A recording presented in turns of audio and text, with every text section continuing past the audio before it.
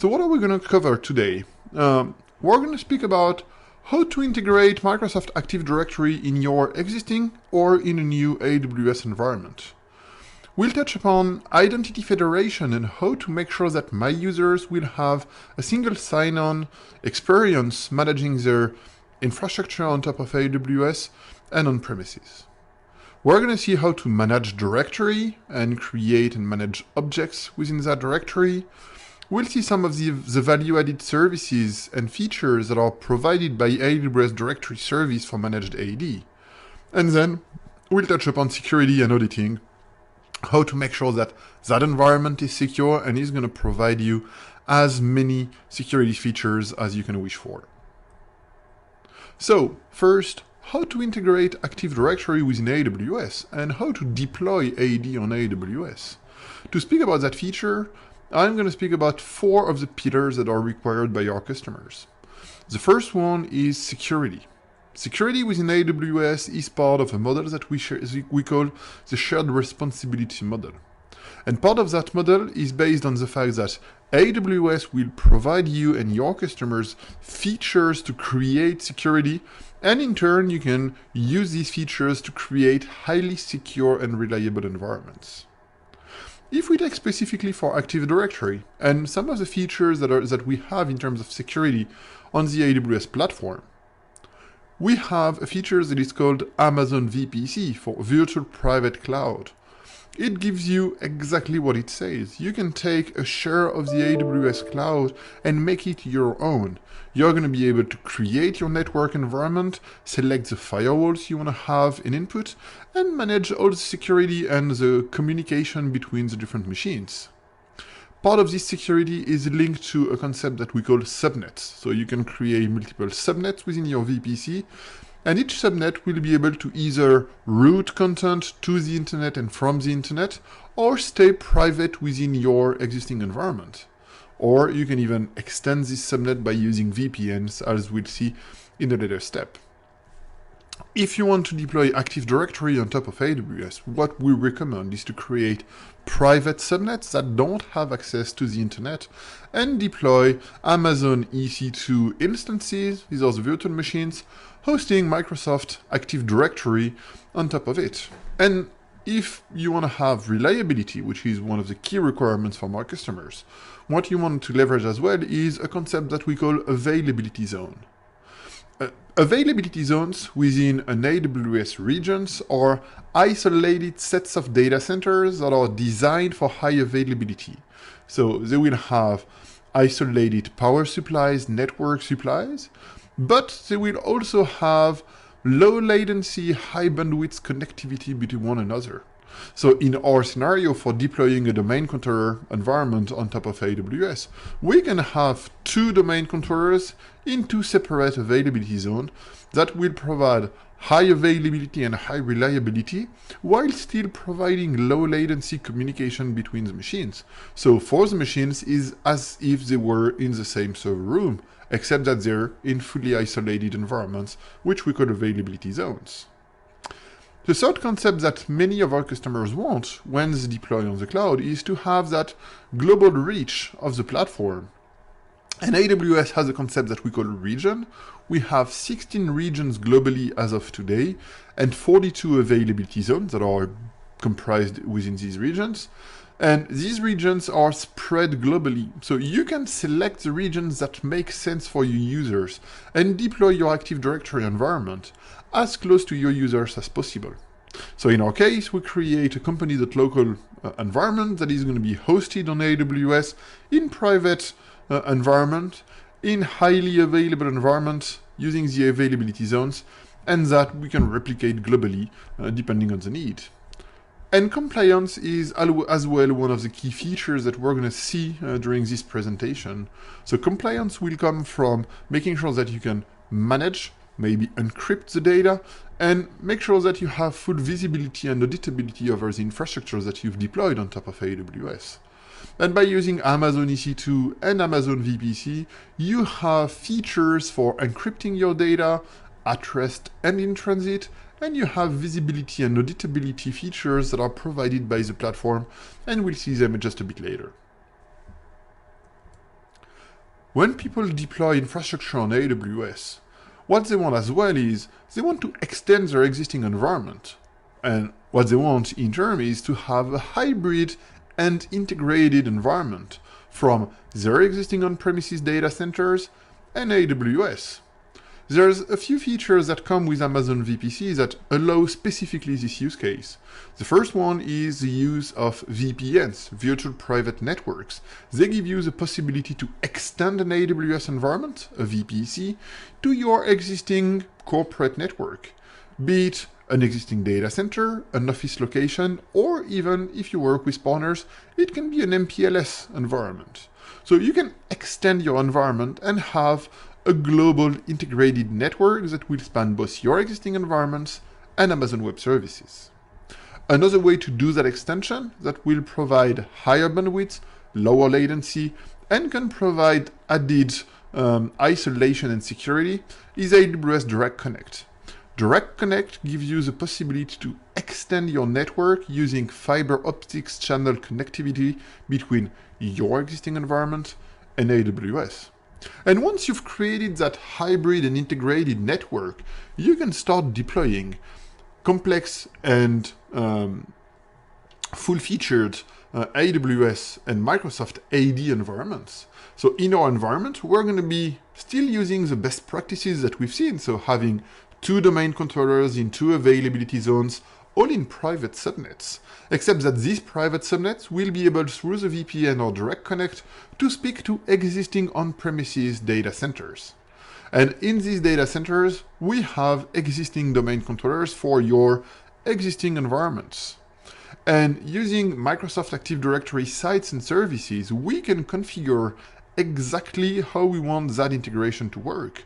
So a domain controller in the London office will have replication and access to the domain controller in the Paris office, and they will also in terms have access to the domain controllers within the AWS environments. And with the costs that we've said, we make sure that any machine that is running, be it in the London, Paris, or within AWS environment, will have access and will always talk to the closest environment in terms of latency and in terms of network design. So we will keep that high availability because we're going to have separated environments, and low latency because we're going to be using the local machines as much as possible. So such an environment is used by most of our major enterprise customers that are extending their environments from on-premises to AWS. What we see as well in the field is another model of deployment. Instead of having a single domain that would be extended between AWS and on-premises, as AWS is going to be hosting mainly infrastructure services for the company and applications for the company, and not specifically hosting users, because users exist mostly on the on-premises environment and the existing environment, one of the ways we can design an environment using these constraints is to use a model that we call the resource forest model. We create an Active Directory forest within AWS, let's call it company.cloud, and that forest will have access to some or all the information that are hosted on premises again through the VPN by using a model of a trust. So my users still live in my on-premises environment, and my machines that live in the AWS environment will have access to these on-premises users, or will at least recognize these users when they come for authentication, and will provide a single sign-on experience for my users. That gives isolation and security benefits because instead of copying all the data, it's a trust. And still, it provides that single sign-on environment, which is really what our customers want.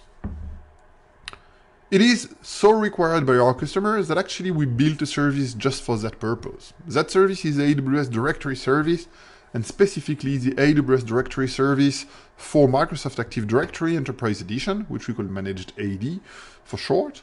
And what that environment provides is we will have multiple machines in different availability zones that will be deployed and managed and maintained, and you will be able to create a trust between your environment on AWS and your on-premises environment. And you will have that extension, that resource forest model, and you will have all the benefits of value-added services and fully managed services on top of AWS, and still keep that fully integrated environment. So how to create a trust between your existing on-premises environment and your AWS environment? Easily, you can connect to your existing domain controllers and use the domain forests and trusts functionalities of your domain, and just go to the Trust tab and create a new trust. Creating a new trust will only need to have a DNS forwarder and be able to talk to the new name of the domain. So you create that trust, and you can select if you want to have a transitive, meaning a two-way trust, or only a one-way trust between your existing environment and the other environment.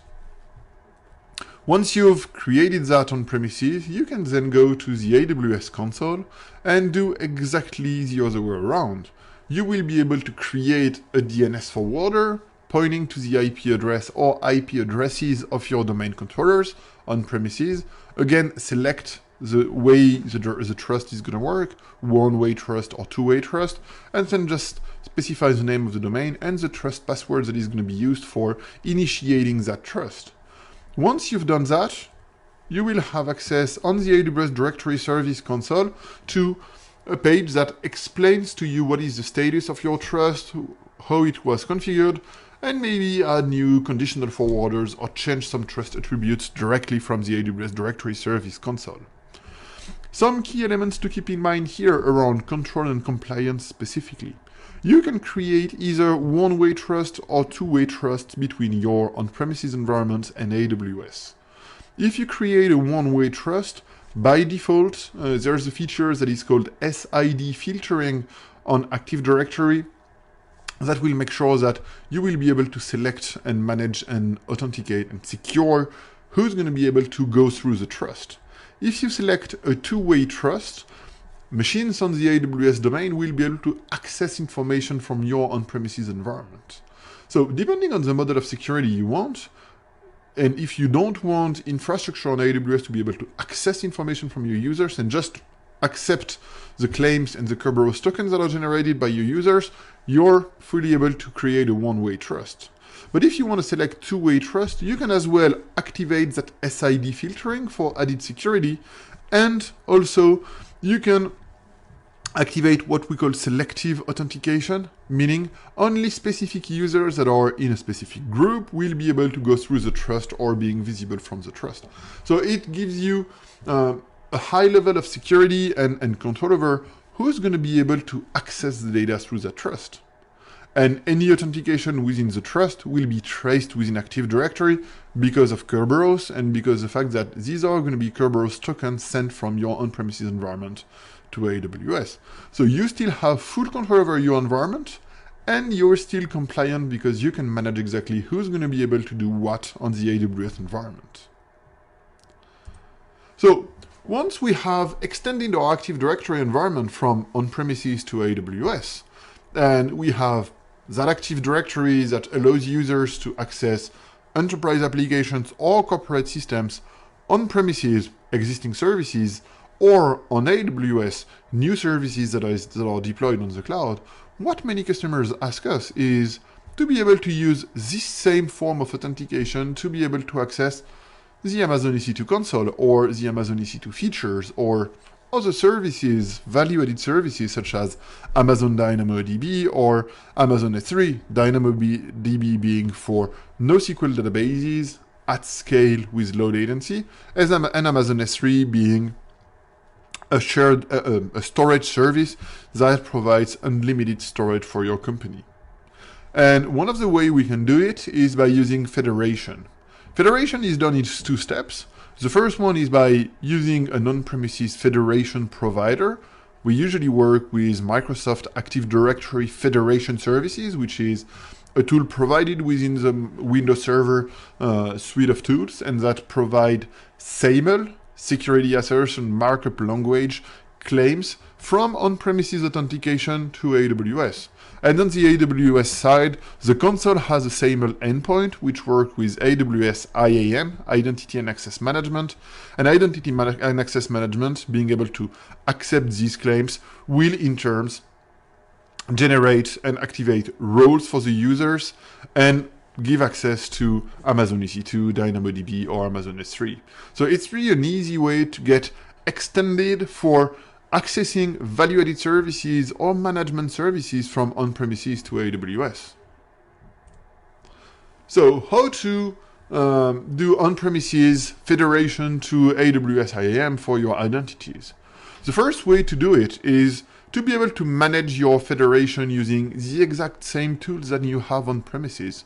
And these tools are usually Active Directory.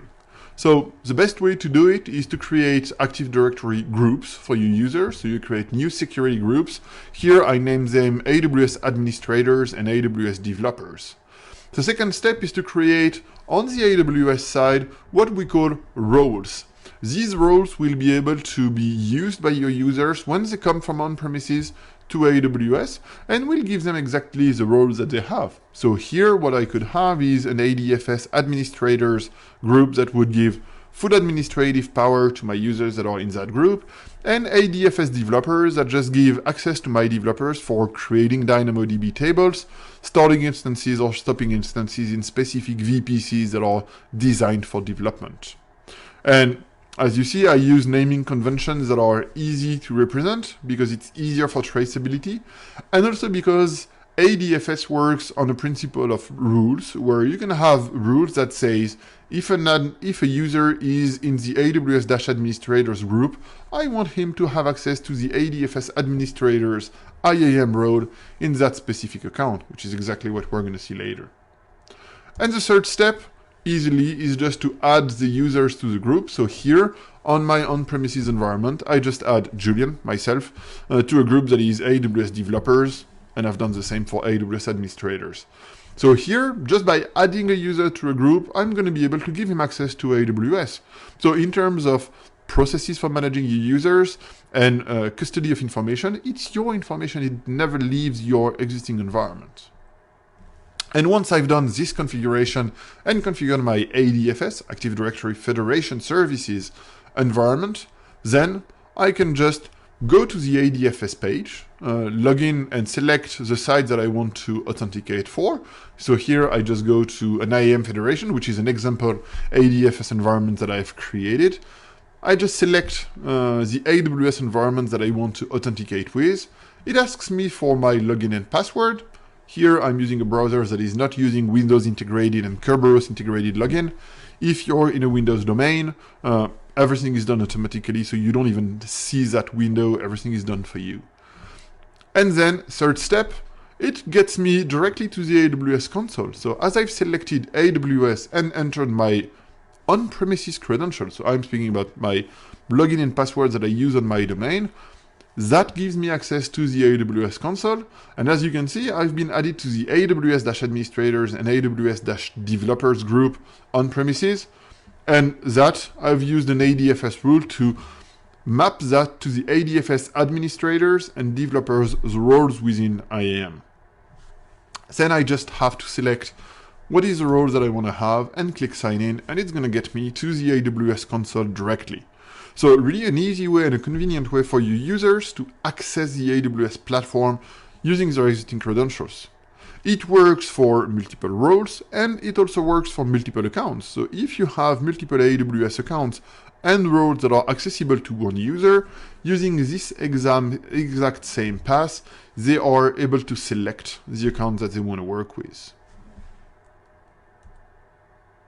Another way to do federation with AWS Directory Service is to use the integrated feature that we call AWS Management Console Access. For all the users that are created within that AWS Directory Service environment, you can directly map them to an existing IAM role. So here you just need to select and create a new IAM role, and based on that role you can enable new users. So here I've just created a user Julian and enabled him to have the Federation Power User IAM role that is going to be activated. When this user will connect on a specific URL that is given for my environment, he's going to be asked for his username and password. Again, we can have federation and single sign-on in that environment. And once he's connected, he's going to have access to the console. So here we don't have to deploy anything on premises. Everything is done just by using directory service. So users that live in the cloud can easily get access to AWS environments using their Windows login and passwords. We've extended these features lately and late last year by providing multi-factor authentication for all your AWS Directory Service based identities. So you can connect to an existing Radius server by enabling the multi-factor authentication. You just need to have either one or multiple IP addresses, select the port, have a secret protocol, and just a few other settings. Based on that, your users, when they will want to connect to the environment, will have not only to enter their login and password, but will also have to enter a one-time password that is generated using any method you use for multi-factor authentication. Provides an added level of security for your users and provide VPN-like security for any authentication on the AWS platform. So once we've identified how to create an environment, how to federate to that environment, the next point is to make sure that you can administer the domains that you've created with AWS Directory Services for Microsoft Active Directory. So in that environment, I'm connected to a domain joined instance in my domain. So it's the easiest way to access your machines. You just spin up a new Amazon instance, make it join the domain, and once it's inside the domain, you can just activate the Active Directory management features that are provided with any Windows Server environment. And you connect using the existing consoles and exactly the same tools that you've been using for managing all your AD environments. So again, domain joined instance, really simple to do and to activate, and then just the same familiar tools that you've been using. And in that environment, your administrator of an organizational unit, here named DUB for Dublin, the island environment on AWS, I can create users, I can create computers, and I can basically administer everything I want within that environment.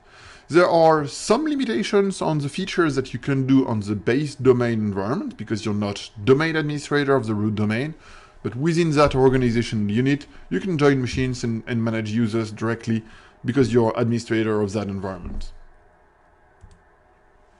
One of the things that you can do in that environment is manage GPOs.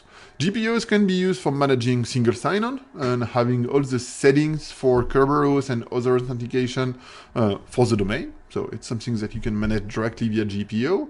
Or if you join Amazon EC2 instances to the domain, you can have specific rules for Windows Update, for System Center, or for any other platform that you want to use, and that can be controlled by GPOs and domain GPOs. You can create them, they're going to work within AWS Directory Service for Managed AD, and then be pushed to your Amazon EC2 instances. You can also manage your workspaces, Amazon Workspaces environment, which is a virtual desktop infrastructure type of environment, providing you desktops as a service based on the AWS platform. And these workspaces can be fully configured and automated using GPOs. So again, group policy objects, easy way to integrate and to manage using the same familiar tools that you've been using on premises and just extended that environment to AWS. There are some value-added features that we have within AWS Directory Service that are provided and that enhance the experience you have on the other services. One of them is the instance domain auto-join. When you start a new Amazon EC2 instance, or just a virtual machine on the Amazon EC2 infrastructure, you just have to select the domain join directory select box. Select the directory you want and use an IAM role that can call SSM, which is Simple Systems Manager. And based on that, you can have machines that will be automatically joined to a domain. The main features here in terms of security and auditability is that you don't have to pass any password, you don't have to pre-create anything. Everything is managed by the service and will be traceable, as we'll see just later. So easy way to get better in terms of creating and managing your machines within an Active Directory environment. We can also do that using Systems Manager, but in a more command line fashion. We have a service that is called AWS Systems Manager run command, and that in terms can again just join an existing machine to your domain. And by calling just send command with the AWS-join directory service domain, your instance can join an existing domain, and you don't need to have any password or anything for your machine. Everything is created and managed for you, so way easier to manage. It also enables SQL Server RDS with domain integration. So Amazon RDS, Relational Database Service, is a database engine is a database service that provides multiple database engines on top of Amazon. So you can use SQL Server as part of an Amazon RDS environment. And the next webinar we're gonna have next week is specifically on Amazon RDS. When you create an RDS environment, you can select the VPCs and configure your memory and different settings. And one of the things that you can do if you use directory services is just select a directory. And based on that directory, and if you have a trust, we are going to create an environment where your users will directly have access to the environment. So here I'm creating a database instance that will be hosted in my DUB environment that exists in my AWS platform. And as I have a trust with my existing EXT, which was my on-premises environment, I can directly give access to specific groups, such as AWS developers, to that machine. So again, easier way to do the management. I don't have to deploy or manage any specific infrastructure on AWS. My machine and my database is automatically managed for me by Amazon RDS, and my directory service and trust are managed by AWS Directory Service. And for my users, it's exactly the same experience than they have on-prem. They can connect to the machines just using the server name and use the same exact Windows authentication they have already. And based on that Windows authentication, they're going to be logged in and recognized, and they can then start asking questions. So it's really, again, convenient to start machines and not having to change anything for Amazon RDS SQL Server authentication. But what's important as well in deploying Active Directory on top of AWS is to make sure that we have all the features for auditing the platform.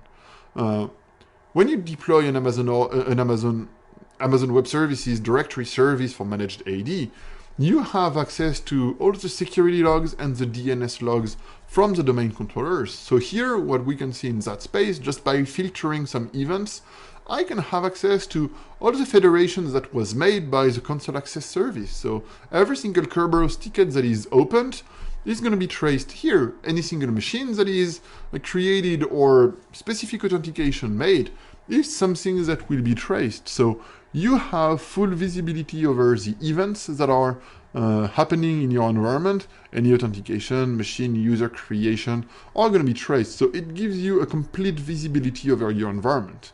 And you can select the domain controller you want, and you can do exactly the same thing for the DNS environment. But AD environment authentication and auditing may not be enough. As we see, we can provide value-added services and some extensions to your Active Directory environment by hosting it inside AWS. And one of these extensions is actually providing Cloud Trail traceability. AWS Cloud Trail is a monitoring and auditability feature that is provided on the AWS platform, and that gives you near real-time access to every single event that happens on the platform. So here, we've seen on the Active Directory security log that I had a Kerberos token that was created for Julian logging into the console. Here, what I can see as well is what is the impact of that specific user on the AWS environment. What are the APIs that he's called? And here we can see that that person did indeed do a console login. So I can easily have full visibility over not only the AD environment, but the AD environment and its impact on the AWS environment. And again, in terms of auditability, I can take all this information and put it in a safe place, such as the security information and event management platform, or just store it in Amazon S3, because by default, Amazon Cloud Trail logs are dropped into Amazon S3. So again, convenient way to do auditing specifically for the AWS Directory Service platform.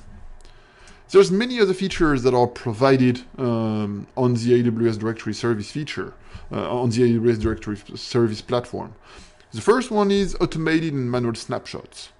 Every single day you have snapshots that are taken of your directory, and if you want to do a modification like bulk import or migrating or removing information, you can as well start manual snapshots that will take a few minutes to complete, and you can do your modifications. If it works, fine, you can keep on running. If something goes wrong, you can restore your environment to that specific snapshot.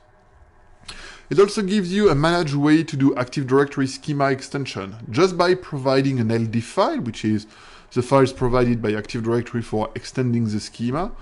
We're going to be applying these modifications to your Active Directory environment.